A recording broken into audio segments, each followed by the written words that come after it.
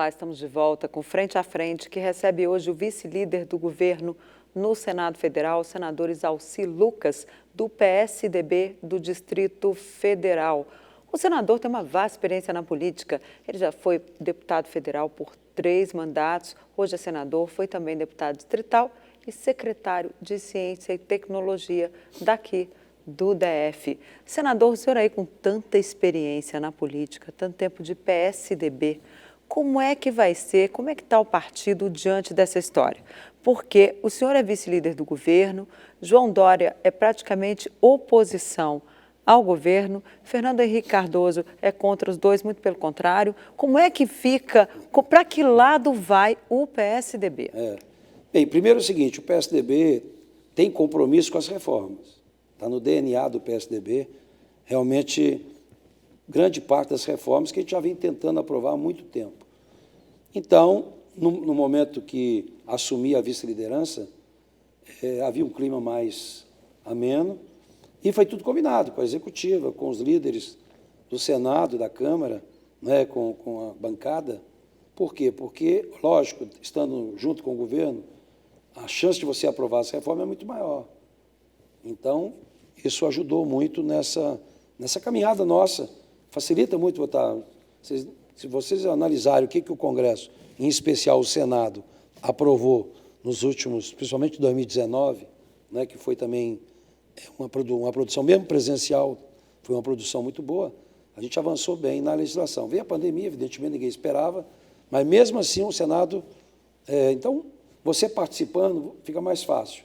Agora, é lógico que, assumindo agora a liderança do PSDB, eu vou já quero... o meu compromisso é com o país, não é com o governo A nem com o governo B.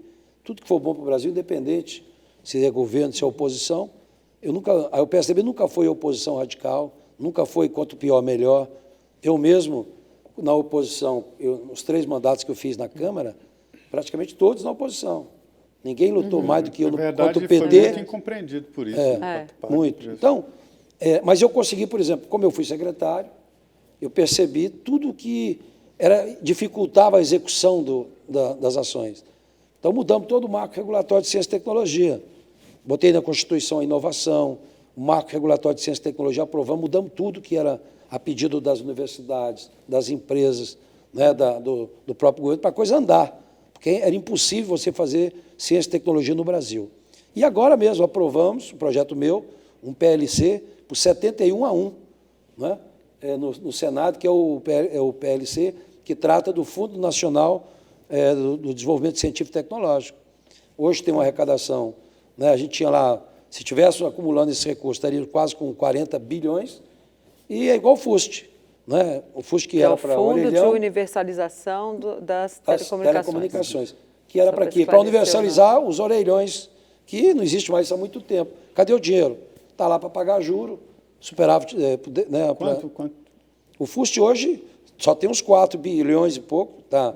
Termina contingenciado, 750 milhões por ano. E a ideia é levar para a educação, para as escolas. Agora a gente está botando, 172 é para isso. Eu tinha um projeto antigo, mas eu aprovei, falta aprovar agora no Senado, esse da internet das coisas também, que é muito bom.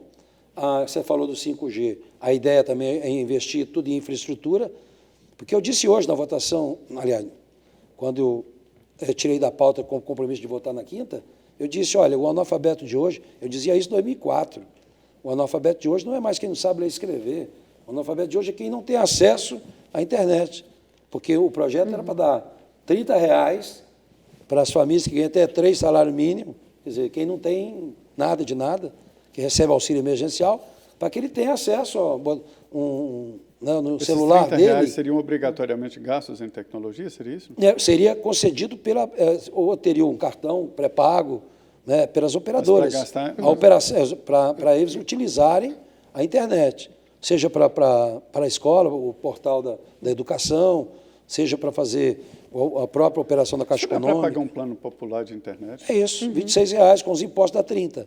Hoje eu fiz uma reunião com todas as operadoras, no Ministério das Comunicações, discutimos isso. Um projeto básico hoje nessa faixa.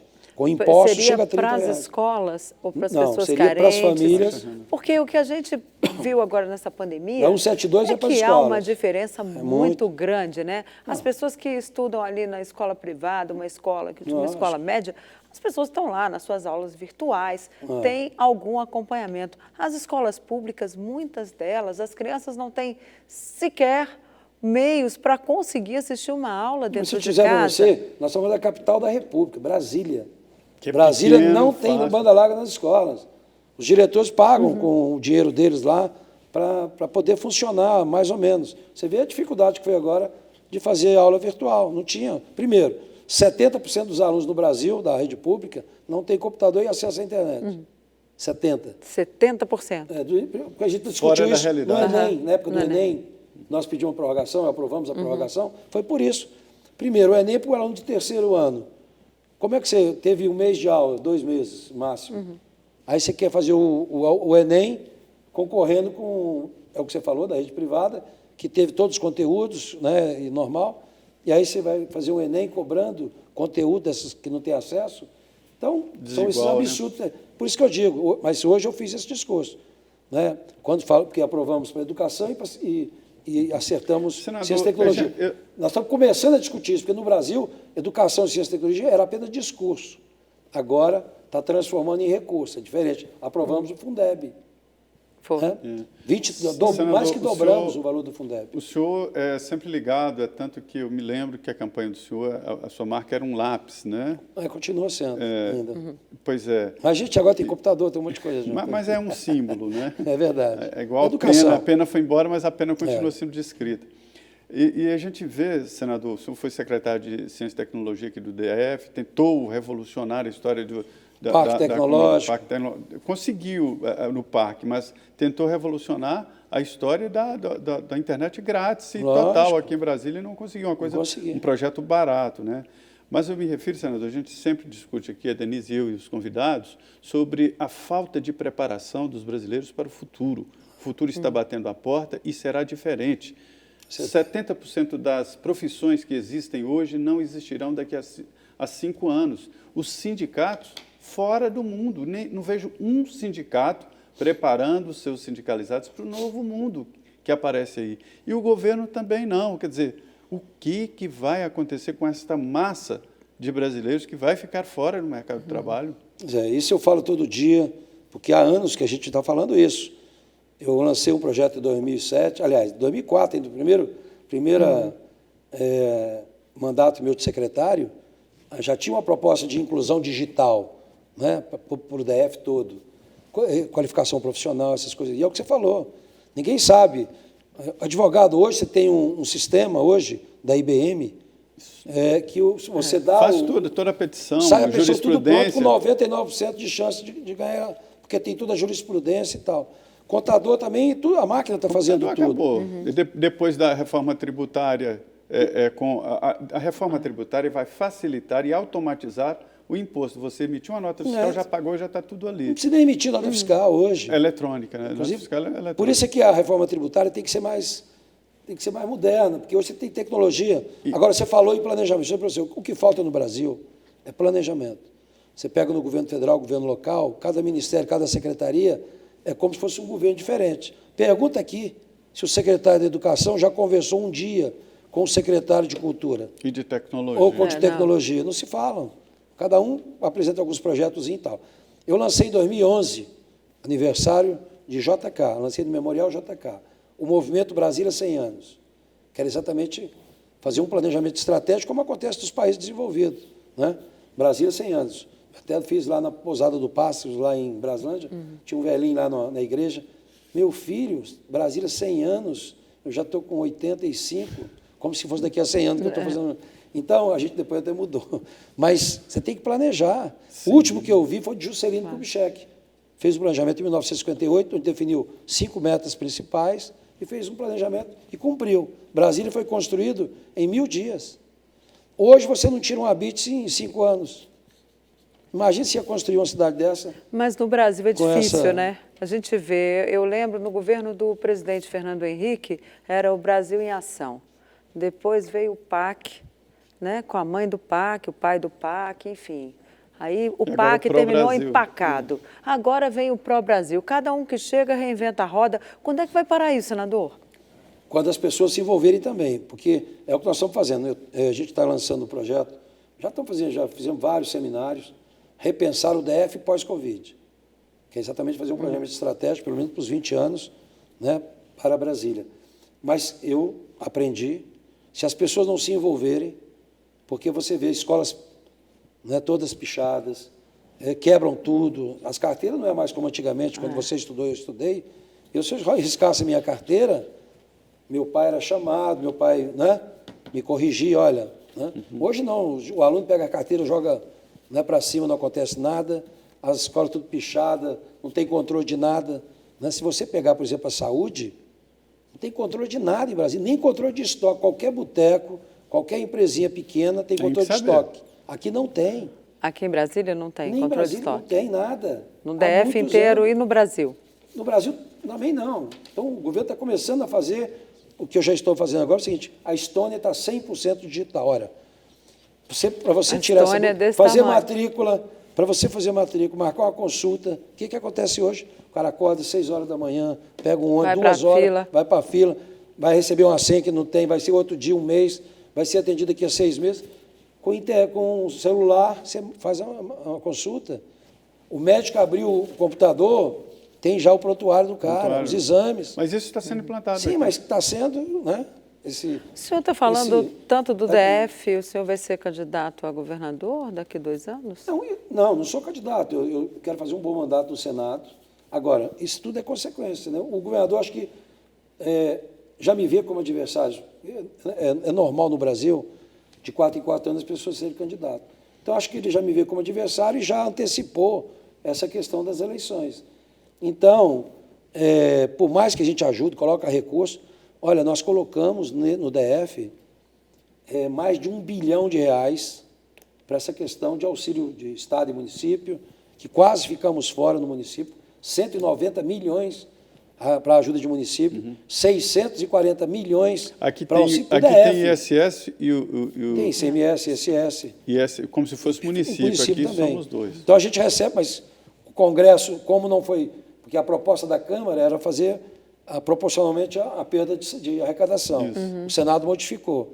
O Senado apresentou estabelecendo o número de Covid, uma série de coisas, e Brasília ficou fora de município. Não, você já recebe pelo Estado. Porque tem também o Fundo Constitucional, né? Aí foi eles acham que agora 1 bilhão e 600 milhões. E não teve nada. Então, você teve 1 bilhão e 600 do Fundo Constitucional, 640 milhões para Estado, 190 milhões para município, como município.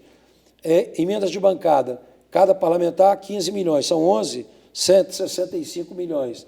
Emenda individual, 165 milhões. Emenda de bancada, 220 milhões. Faz as contas.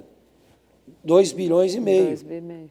No mínimo, mais, quase 3 bilhões. E aí o seguinte, Aí agora recebemos essa semana um pedido, primeiro, eu até abri mão das minhas indicações, que era para a área social, de construção do Ministério da Cidadania, para atender o governo aqui. Jogamos tudo para o Covid. Peguei todas as minhas emendas e joguei para o Covid. Mas colocamos a bancada, vai transferir para o Covid, mas a condição, prestar conta. Nós queremos saber para onde é que está indo o dinheiro. Pois é, aí eu participo. O caminho do dinheiro ele levou todo mundo para a cadeia. Aqui, pois aí, olha só, eu participo, tem 6 senadores e 6 deputados que participam da Comissão Nacional do Covid para acompanhar. E nós criamos, em cada estado, aqueles senadores que compõem, o Covid do DF. Eu fiz do DF, eles fizeram de Tocantins e outros. Eu fiz do DF. Primeiro convite que eu fiz foi para quem? Para o governador. Com a participação de quem? Deputado distrital, federal, senador, Ministério Público, Tribunal de Contas da União, Tribunal de Contas do Estado, né, Conselho de Saúde, todo mundo. Sindicato dos Médicos, Sindicato dos Enfermeiros. Então, toda segunda eu tenho reunião, 14h30 às 16 horas, com a participação disso. Primeira reunião, convidei o governador. Governador, seria muito interessante o senhor abrir a reunião, mostrar quais são os planos da saúde do DF. Mandou para mim pelo celular. Zalci, não vou, e nenhum secretário meu está autorizado a comparecer. Como? O que eu fiz na hora? Fiz um requerimento do Congresso, aprovamos E o Tribunal de Contas da União vai fazer agora a auditoria dos recursos do governo federal. Mas tem muito recurso do orçamento do DF, inclusive as emendas nossas, que tem que ser fiscalizado pela Câmara Distrital, que já tem 13 assinaturas, ou seja, maioria, que são 24 deputados, e não instala a CPI, com toda a cúpula presa. Não é só da saúde, não.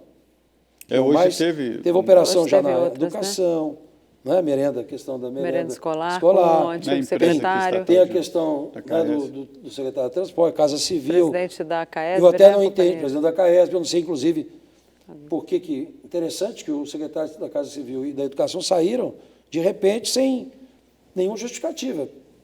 Que o Ferraz estava indo, né? Até ajudei muito, coloquei, por exemplo, 35 milhões para colocar dinheiro direto nas escolas. Até hoje não cumpriram. E fiz com o Ferraz. O Ferraz mudou, agora é outro secretário.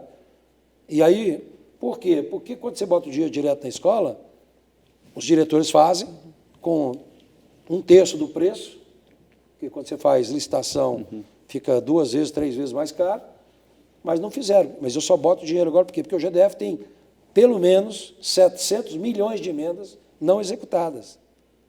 Tem lá o hospital. Mas não executa por quê? Porque não tem dinheiro, porque não tem projeto, ou porque a União não libera? Como é que é isso? Porque não tem projeto. Mas às vezes não é o dinheiro contingenciado? Não, que fica lá liberado, represado por exemplo, pela União? Nós apresentamos o Hospital do Câncer em Brasília, emenda de 2016, aprovado para 2017, 120 milhões. Aí projeto, tem que ir na Caixa, cumprir exigência, né? Agora que lançaram o edital, que eu também, agora com essas confusões todas, também não sei, né? 120 milhões. Emenda de bancada impositiva. Então, ou seja, de liberação automática. Uma emenda impositiva, ela tem que ser liberada. Ela é obrigada a ser feita. Então, creche, eu botei 40 milhões ainda no governo Hollenbeck, não fez, né? Recuperamos agora, vai construir 15 creches, quer dizer, tem recurso para construir 15 creches, não construíram. Tem 52 milhões que botamos para construir escola, até por determinação judicial. Inclusive, essas 35 milhões que eu coloquei, fiz um acordo. Coloca essas escolas aqui no projeto do FNDE e pega esse recurso próprio e bota nas escolas. Também não cumpriram ainda. Então, aí você tem essas operações todas. Então, ninguém quer prestar conta. Agora ele mandou um ofício pedindo mais 11 milhões para o Covid, para transferir de UBS, porque alguns parlamentares colocaram emenda para construir UBS, ele está querendo para o Covid. UBS, Unidade Básica de Saúde. Exatamente. E aí mandou no ofício, a gente respondeu, olha, quando você prestar conta das emendas que nós colocamos para o Covid, a gente libera os 11 milhões. Pergunto se já veio a resposta de alguma coisa. E o prazo é amanhã. O senador Isalci Lucas está mostrando aí a radiografia daqui do Distrito Federal, que é uma unidade da federação muito mais enxuta, né? Aqui é pequeno, né? Poderia fazer isso de uma maneira muito mais ágil, e esta é uma realidade em todo o país. Esteve aqui, no Frente a Frente, o ministro Wagner Rosário, da CGU, Controladoria Geral, que mostrou exatamente como funciona a inteligência e está acompanhando essas verbas.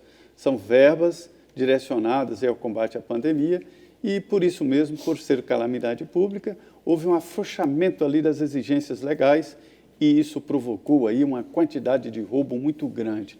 E essas pessoas estão sendo procuradas agora, daí esse grande número de operações da polícia. Nós vamos agora aqui no Frente a Frente, um intervalo, 2 minutos, estaremos de volta aqui com o senador Isalci Lucas, do PSDB daqui do Distrito Federal.